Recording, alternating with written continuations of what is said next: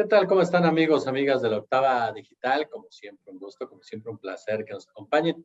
Y esta semana hemos estado pendientes, por supuesto, analizando todo lo que tiene que ver con el caso de Juana Hilda, una de las personas involucradas en toda la historia de Hugo Alberto Wallace, señalada por Isabel Miranda de Wallace como parte de la banda que supuestamente habría ultimado a su hijo. Primero lo habrían secuestrado, posteriormente lo habrían asesinado. Pero ¿qué hay detrás de la sentencia de Juana Hilda? Porque es importante destacar lo que se ha venido comentando en los últimos días, sobre todo la decisión que toma la Suprema Corte de Justicia en su primera sala.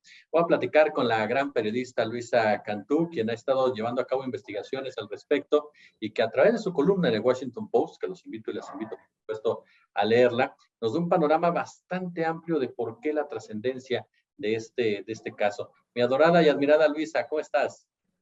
Más que mutuo, Jesús, muy honrada como siempre de que me entrevistes tú con la admiración y el cariño de vuelta. Muchas gracias también por seguir este tema, porque sabemos que es un poco complejo por todo el embrollo jurídico que ha implicado, pero bueno, sí vale la pena, como dices, diseccionarlo y analizarlo, puesto que tiene una implicación para este caso, que es uno histórico y de, pues digamos, la mira pública en nuestro país, pero que también podría trascender hacia muchos casos que tengan irregularidades similares, ¿no?, en el sistema de justicia de nuestro país. A ver, empecemos por ahí, mi querida Luisa. ¿Por qué es trascendente? ¿Por qué a final de cuentas un tema tan particular que está tan rodeado de señalamientos, de política, de corrupción, se vuelve trascendente para la impartición de la justicia? Pues mira, Jesús, como tú sabes, o como acabamos de introducir el tema, lo más reciente que ha pasado en este caso es que la primera sala de la Suprema Corte de Justicia de la Nación decidió atraer el caso. Todavía no sabemos en qué sentido va a intentar resolverlo, puesto que eso apenas se va a definir. Pero lo que hizo es decir, este caso tiene ciertas particularidades o pues ciertos asuntos a revisar tan importantes y tan trascendentes que no lo puede resolver cualquier juez o cualquier jueza o cualquier tribunal en nuestro país. Debe ser la máxima autoridad en materia judicial. La Corte, como sabemos, no resuelve todos los casos de delitos en nuestro país porque nunca se daría abasto. Es decir, normalmente los casos de secuestro no llegan hasta la Suprema Corte. En este caso particular, es un amparo directo. La Corte puede pues, resolver lo que le toca en estricto sentido, que son acciones de inconstitucionalidad, controversias y demás. Y a veces cuando son amparos directos que tienen una trascendencia para el país, puede atraerlos, siempre y cuando tengan alguna novedad, es decir, que lo que se está pidiendo que la Corte revise no se haya revisado antes. Y ese es el caso de Juana Hilda.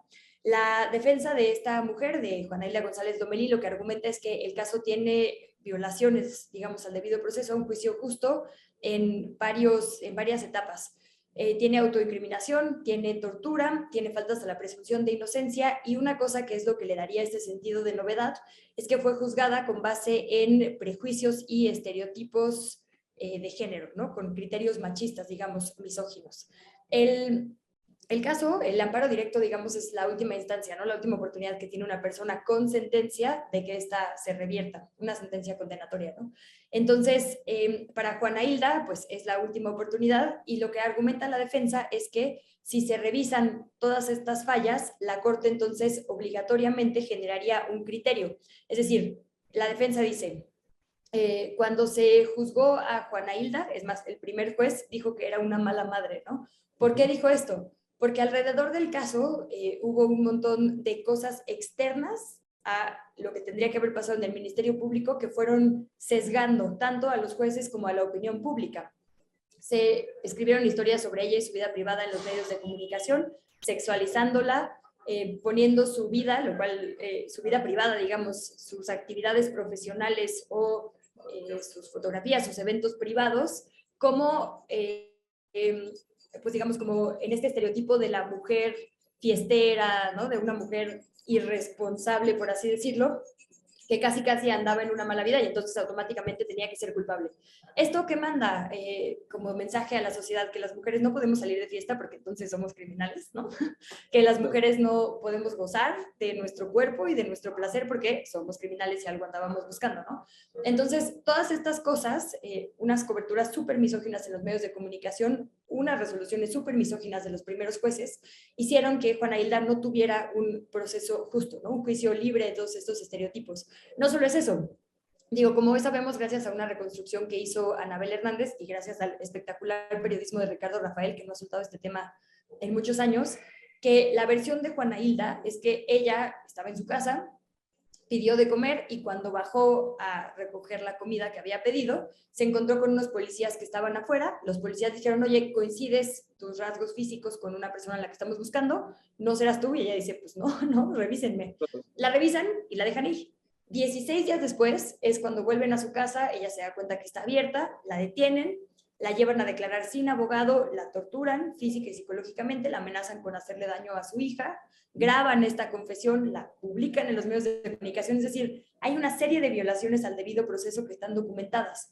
Este caso actualmente estaba en el 8º Tribunal Colegiado en materia penal aquí en la Ciudad de México, ¿no? Entonces, lo que dice la Suprema Corte es, oye, claramente esto se tiene que revisar. Son más de 70,000 hojas a las que creo que con detalle solo pues ha revisado Ricardo Rafael, que tienen todas estas cosas que te digo. Entonces, lo que va a hacer la Suprema Corte ahora es revisar todo esto que la defensa denuncia que pudo fabricar un crimen contra Juana Hilda y generar criterios, ¿no? Es decir, oigan, cuando a alguien más le pase esto, es decir, si a mí me detienen mañana y amenazan, toco madera, con hacerle daño a alguien de mi familia, yo puedo decir, oigan, este criterio dice que si esto me pasó, me tienes que liberar porque no fue un juicio justo, ¿no? Ahí como dato es importante acordarnos que digo, no es la primera vez que pasa, ¿no? El caso como más famoso fue el de Cassés, el de Florence Cassés, y ahí se generó el criterio de efecto corruptor, porque obviamente, pues si hacen un montaje en la televisión, hay un efecto corruptor en la sociedad para tu caso, ¿no? Entonces, ese fue el criterio que se generó. Pero como era el sistema de justicia penal anterior, ese criterio no es un criterio obligatorio, fue un criterio individual.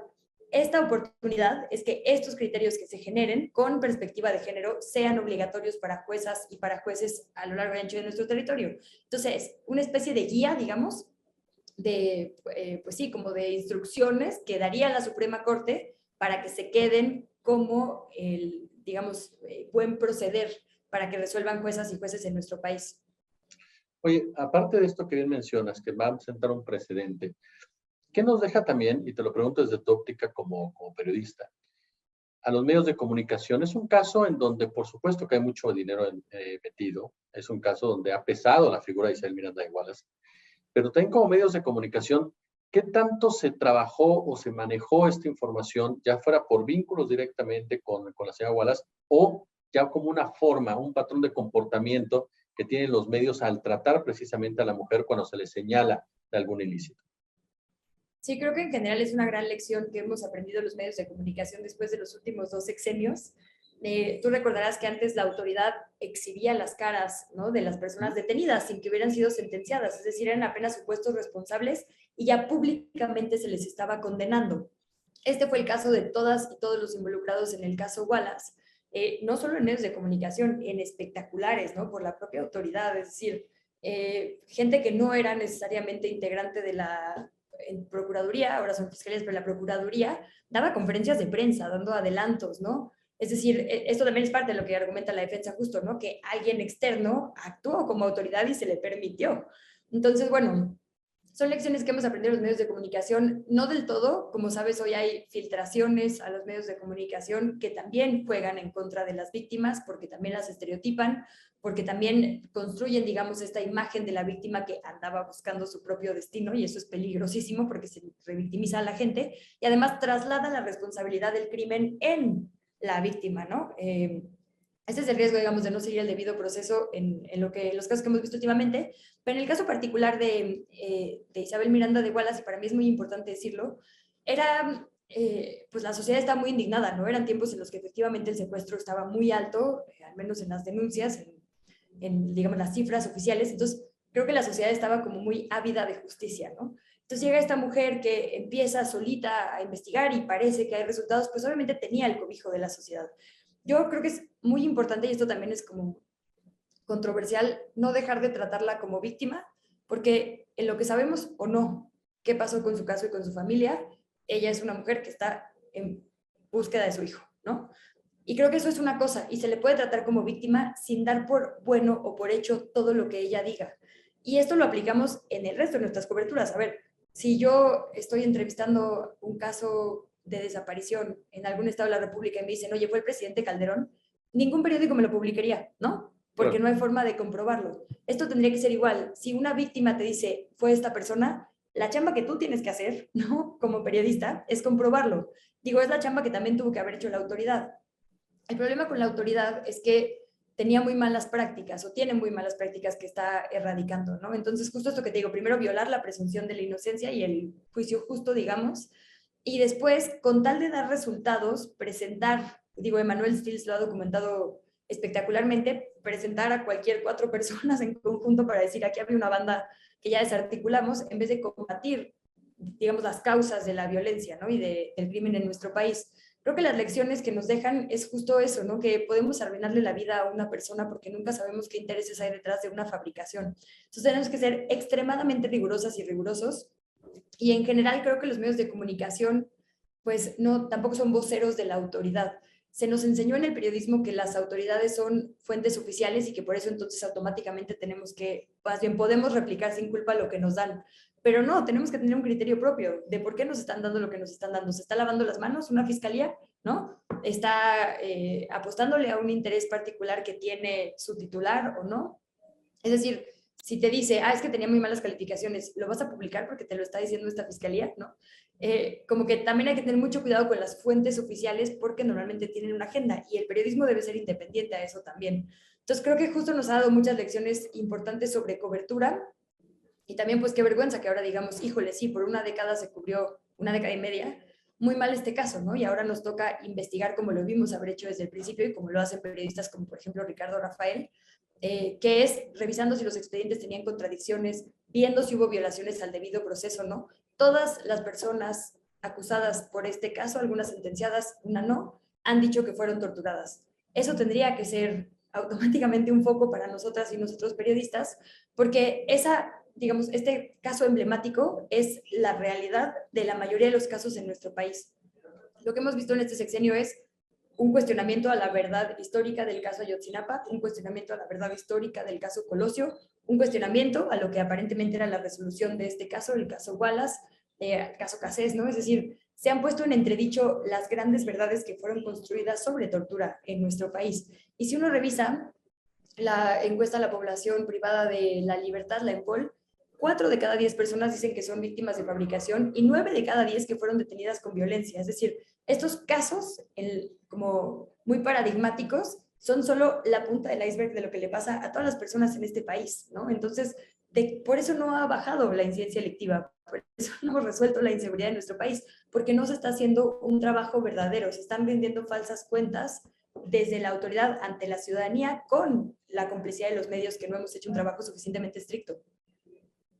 Oye, Luisa, y dentro de este marco hay un nombre que incluso ya que citas a Ricardo Rafael, él también lo menciona, Abraham Pedraza Rodríguez. ¿Quién es Abraham Pedraza Rodríguez? Según ha revelado Ricardo Rafael en sus últimas 2 columnas, este hombre Pedraza fue la primera persona que acude a denunciar que algo le había pasado a Hugo Alberto, al hijo de Isabel Miranda de Wallace, ¿no? Que algo le había pasado, digo, porque como apunta Ricardo Rafael, cuando uno no encuentra a un familiar, lo primero que tendría que hacer es reportarlo como desaparecido, ¿no? Es, digamos, como el protocolo común. Esto no pasó, automáticamente él fue a denunciar a un ministerio público que había un secuestro, es decir, asumió o supo por alguna razón desde el principio que se trataba de un secuestro. Entonces, como que desde ahí el nombre es importante.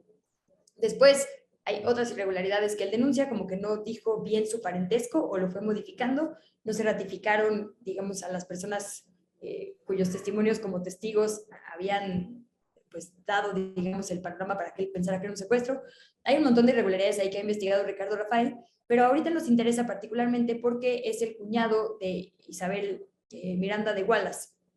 Su esposa es hermana de la señora Isabel, entonces al ser él un familiar de la señora Wallace que trabaja, y ese es el dato importante, con la ministra Piña, Norma Lucía Piña, pues evidentemente pone a una de las ministras de esta primera sala en posible conflicto de interés. Se habló de esto con suficiente antelación justo para que se excusara de la discusión de atracción, no lo hizo, pero pues ahora obviamente sigue la mira sobre ella, porque ya no puede ser la misma ministra que propuso la atracción, que es la ministra Ríos Farjat, quien elabore el proyecto de fondo, que es quien finalmente dirá, se violó su proceso, es inocente o cualquier otro sentido. No puede ser ella, no debería ser Norma Lucía Piña por este conflicto de interés, no puede ser el ministro presidente y entonces quedan dos ministros, ¿no? Ortiz Mena o González Alcántar, como bien decía Ricardo Rafael, ambos posibles sucesores del ministro Saldívar cuando deje la presidencia de la Corte, ¿no? Entonces, si es ella, si es Norma Lucía Piña quien atrae, bueno, a quien se le asigna, digamos, elaborar el proyecto de fondo, pues también ya tenemos un posible conflicto de interés. Entonces, este nombre, el de Abraham, cuñado de Isabel y quien trabaja en la Corte, pues evidentemente es alguien a quien no debemos perderle la pista ahorita.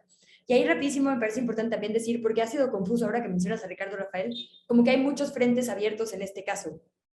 Está el de Brenda, que no tiene sentencia, Brenda Quevedo, como tú bien sabes y a quien tú le has dado muchísimo seguimiento. Está ahora este de Juana Hilda en la Corte. Y además, por separado, hay dos denuncias que ha hecho la Defensoría Pública, que es la defensa tanto de Brenda como de Juana Hilda, los abogados gratuitos y gratuitas, que presentaron ante la Fiscalía. Uno de estos es por tortura y lo firman un montón de personas que aseguran haber sido víctimas de este delito en contra de Isabel Miranda de Wallace. Ese está activo. Y otra denuncia, digamos, que se hizo por falsedad de pruebas. Estas dos pruebas son claves, digamos, en la sentencia, junto con las confesiones bajo tortura de estas personas que sí tienen sentencia, ¿no? La otra, pues va y viene, pues sigue peleándose, porque primero sí el Ministerio Público había investigado, después determinó que no iba a investigar, la defensa está peleando que sí, y bueno, ahí están en ese estira y afloja. Esto es importante porque son procesos separados. Digamos que la Corte podría, en esta revisión de las 70,000 hojas del caso de Juana Hilda, decir, efectivamente hubo fabricación de pruebas, y digamos que sería un proceso distinto, pero en el mismo sentido de la denuncia que hay ante la Fiscalía, o bien la Fiscalía podría investigar si efectivamente, independientemente de Juana Hilda o no, esta persona a la que se acusa, que es Isabel Miranda de Wallace, fabricó evidencia digamos, suplantó algunas pruebas, como son la gota de sangre o la gota de sangre y que había una relación laboral con quien rentó el departamento entre el primer y segundo cateo. Si estas cosas se comprobaran, pues también como que son vasos comunicantes, aunque son procesos separados, ¿no? Tiene usted, amigo, amiga de la Octava Digital, le reitero ya porque quiero y admiro tanto a esta gran periodista Luisa Cantú. Luisa, yo de verdad te quiero agradecer muchísimo estos minutos. Al contrario, Jesús, muchísimas gracias. Y pues solo insistir mucho en esto, ¿no? No se trata, no es un asunto personal contra nadie, mucho menos contra alguien que al día de hoy asumimos como víctima. Es una defensa al debido proceso, porque el debido proceso nos conviene a todas las personas, incluso a quienes desafortunadamente hemos sido víctimas de un delito o nuestra familia lo ha sido. Sin debido proceso no va a haber justicia para nadie. Esto no es personal, no se trata de decir ella es mala o él es malo o no. Se trata de que dejemos las bases para un sistema de justicia que de verdad funcione. De eso se trata solamente.